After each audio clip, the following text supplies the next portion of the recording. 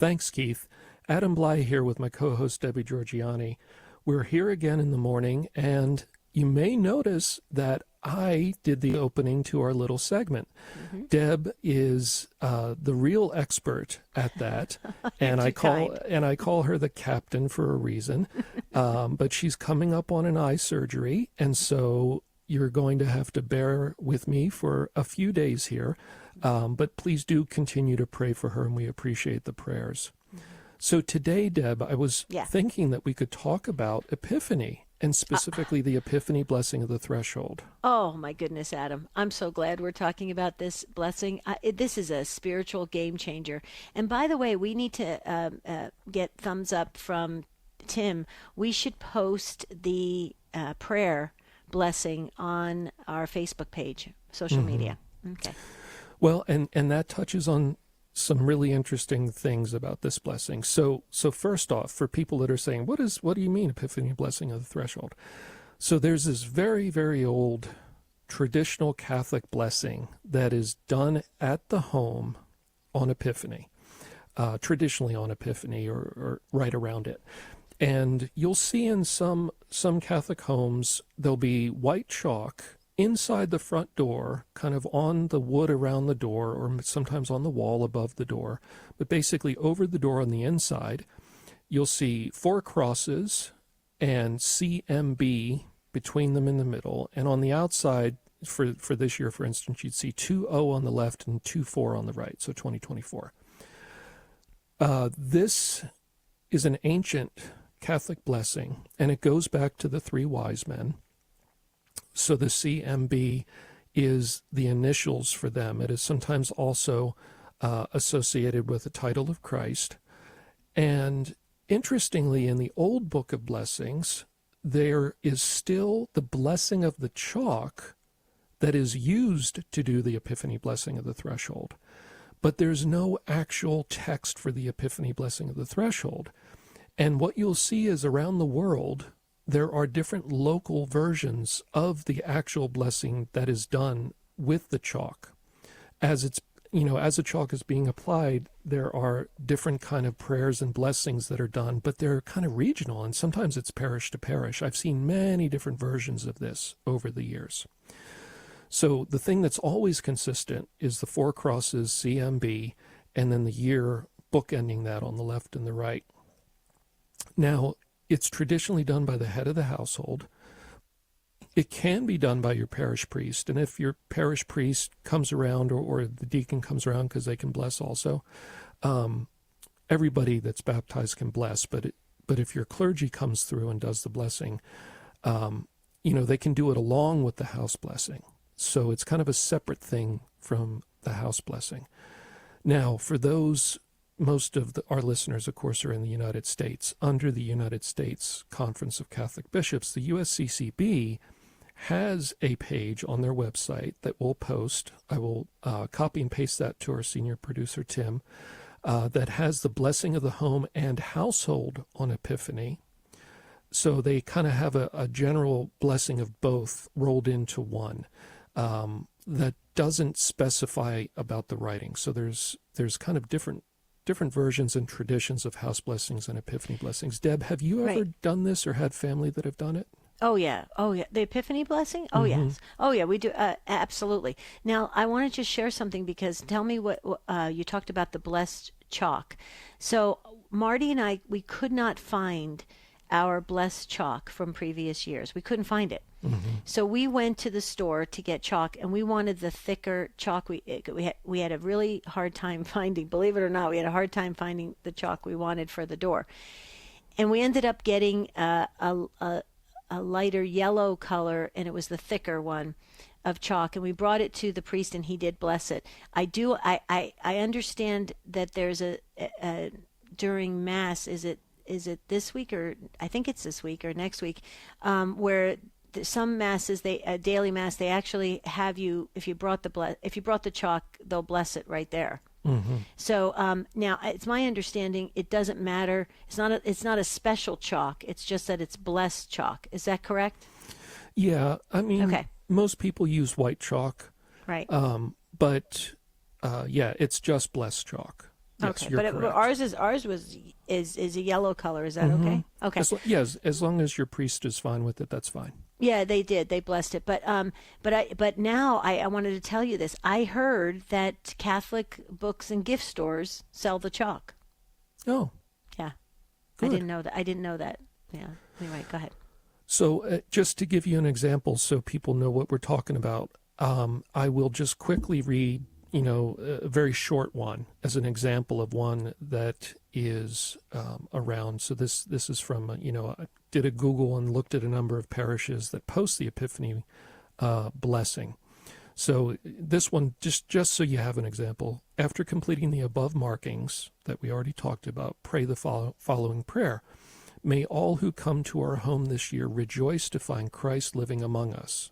And may we seek and serve in everyone we meet the same Jesus who is Lord of all people forever and ever. Amen. So there's an example of a very brief one, just actually one very long sentence. And there's other versions. So I was thinking, Deb, if I could share with you just a couple examples of how powerful this blessing is, because we use it in the work that I'm involved in when we're dealing with house cases, and we've actually used it as a litmus test to find out if a person is possessed. We would love to hear it. Definitely. Okay. So when we're dealing with demonic infestations, it's very common that we will bless the home and do the Epiphany blessing of the threshold. Usually I'll go out with the local priest or maybe a different priest if the local priest isn't available. And when we're dealing with these troubled homes, it's kind of a special case. It's not necessarily done on Epiphany. It's done because the people are having manifestations in the home.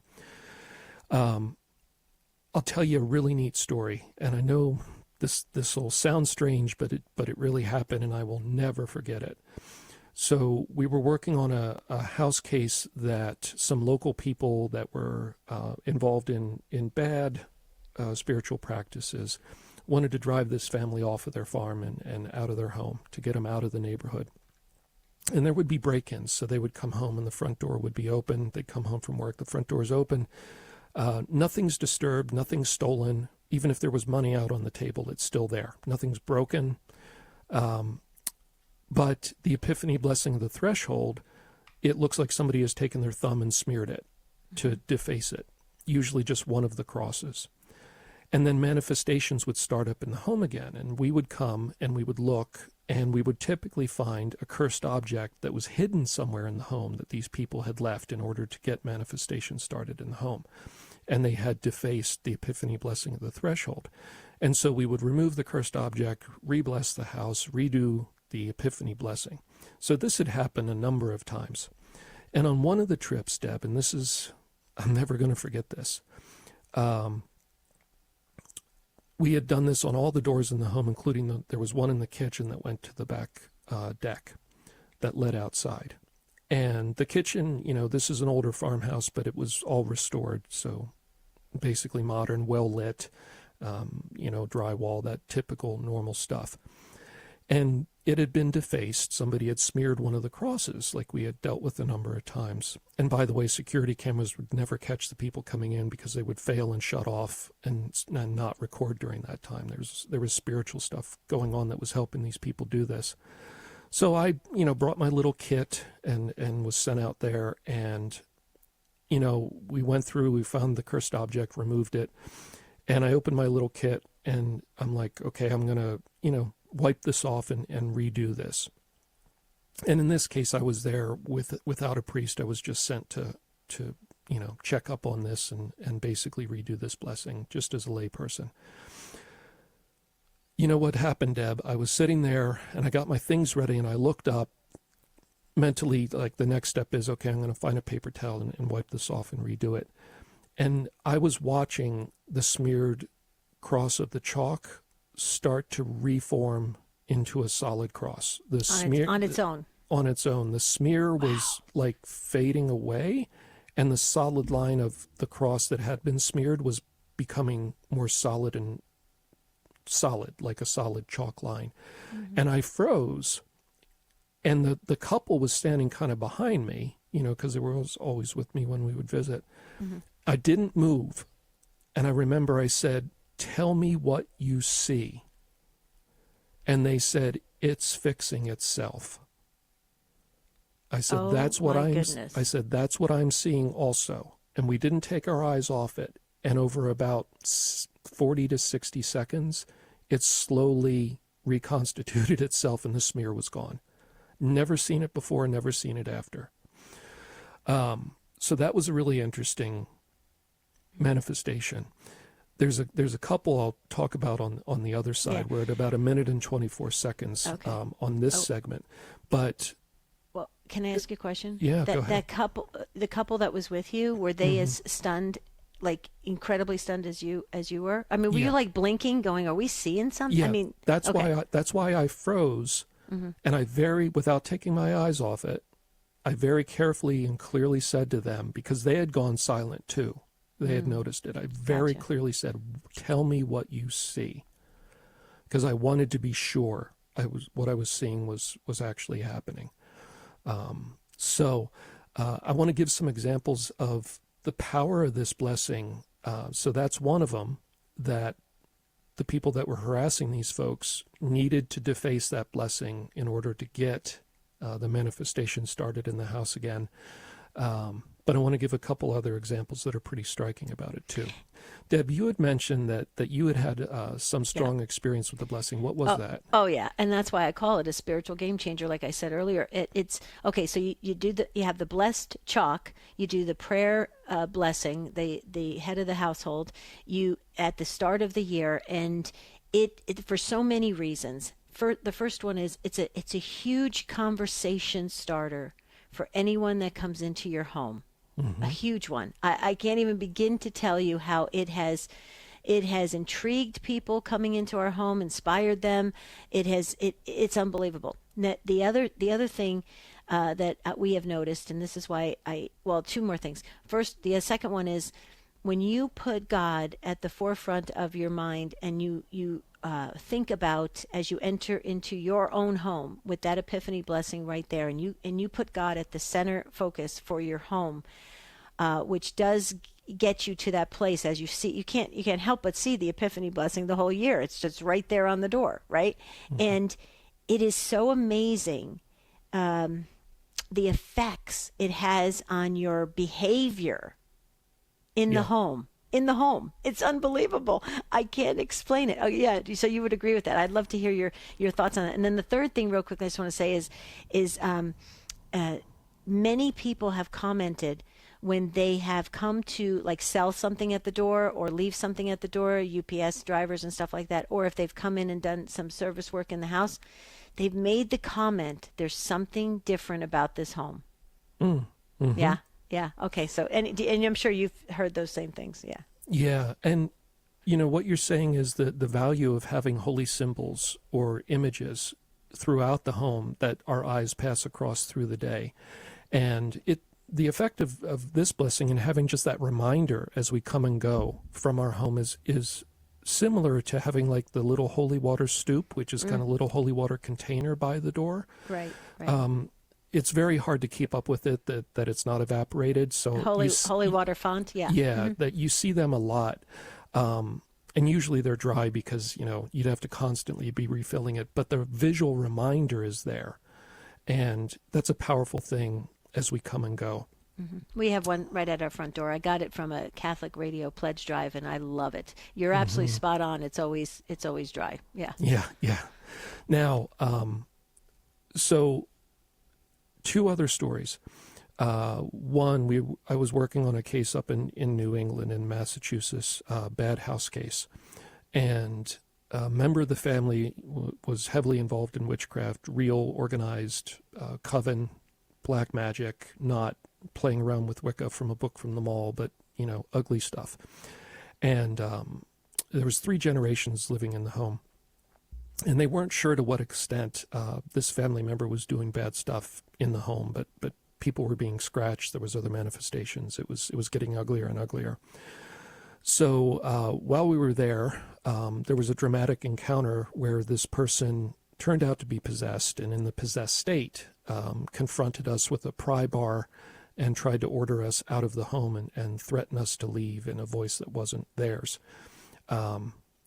So anyway, there's more to that story we don't have time for, but basically they were taken away by paramedics and police about 30 minutes later. Now, the epiphany part kicks in while they were at the hospital being psychiatrically evaluated because of some of the behavior that happened. We quickly blessed the home and did the epiphany blessing of the threshold at the doors. Now, when they came back from the hospital, they weren't told that this was done, and it's done on the inside of the door, so you can't see it as you approach the door from the outside. Deb, they couldn't enter the house. The door was wide open, but they couldn't step across the threshold. They would try to, and then they would start to gasp and not be able to breathe, and they would stagger back out onto the porch, and they tried this a number of times, and they tried other doors, and they had this blessing on them. They actually had to rent a trailer, and that person lived in the yard. Oh, for the next 6 no months way. Until the family, with the continued problems, finally, sadly, gave up and moved. Oh, okay. They pulled up stakes and they moved way across the country to get away from the house. But just as an interesting point, they literally could not enter the house because they had evil spirits in them. And the epiphany blessing blocked that. They didn't even know it was on the doors. It was on the inside of the doors. Right.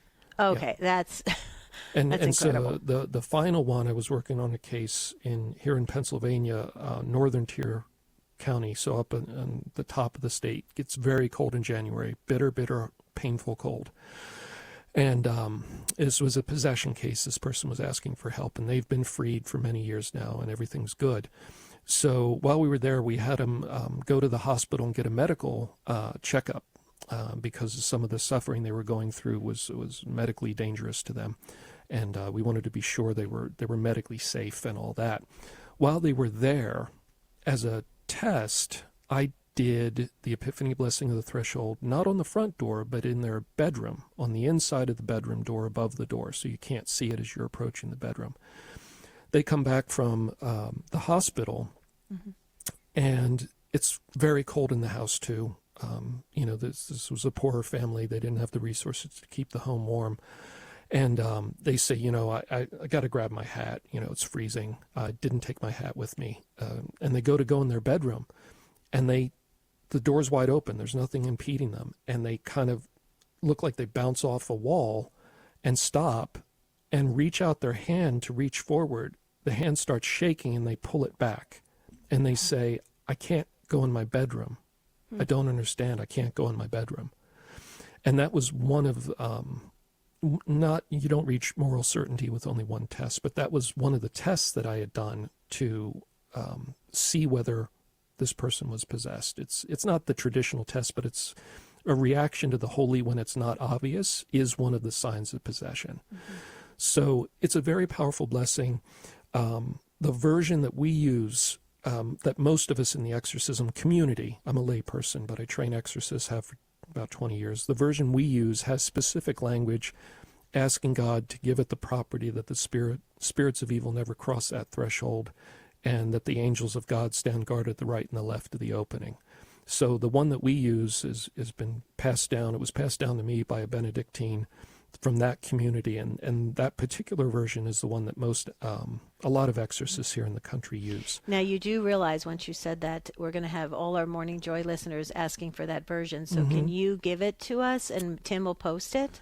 Yeah, so I actually found that a parish had posted it on their website, and I will find that and give it to Tim, and he can post that link for people. Thank you. That'll that's amazing. Now, these prayers, these blessings, I'm trying to get into the details so we can try to answer the questions that are going to be coming in. Blessed chalk, the prayer blessing, the head of the household. What if you're married, you're the practicing Catholic, you're the wife, the husband is not? Do they still do it, or does the wife do it? Who does it? So you're saying the husband is not Catholic. Is not Catholic. But he is, so technically he's the head of the household, but he's not Catholic. But if he's baptized, I would say, if he's baptized in an active Christian, I would say go ahead and do it. Right. Well, can I make a suggestion? Mm-hmm. This is what I was told one time, and tell me if you think this is okay to do.